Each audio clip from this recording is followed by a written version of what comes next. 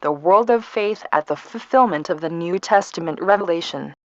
Jesus fulfilled all of the Old Testament by coming in his first coming and conveyed it to the people of Israel. John 19:30, Matthew 15:24.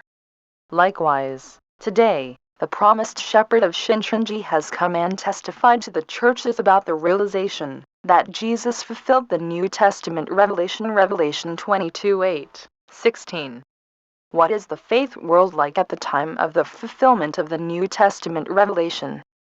In today's time, when the promised shepherd bears witness to the reality of the fulfillment of the New Testament revelation, traditional church Christian leaders are persecuting him as a heretic, just like they did during the first coming. There have always been those who persecute, whether in the first coming or the second coming. In Revelation chapter 22, it says that if you add to or take away from the revelation, you will not enter heaven and will be cursed, suffering. However, today, all Christians around the world have added to or taken away from the revelation. Is this not true? Would God be deceived if we lied? If we take a public biblical test, we will know whether we have added to or taken away.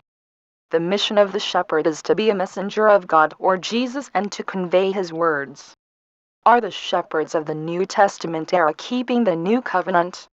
In every era, God has sent and established messengers, and has made them convey the promised word, or bear witness to what has been fulfilled. Today, when the shepherd sent by God and Jesus comes, will they also call him a heretic like the Jewish leaders during the first coming, or will they believe and keep this shepherd's testimony? It has been said that if you add to or take away from the New Testament revelation, you will not enter heaven and will go into the fire of hell. Today, the shepherds and their congregations cannot enter heaven, because they have added to or taken away from the revelation. This responsibility must be borne by the pastors. They must abandon the pride of saying, "I am a pastor, I know," and must obey like little children to receive salvation.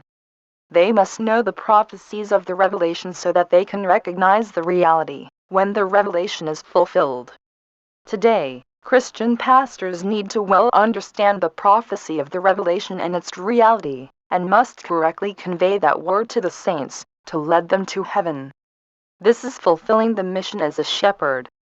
Now, let us be honest, and understand and believe the New Testament revelation, without adding to or taking away, so that we can all enter heaven together.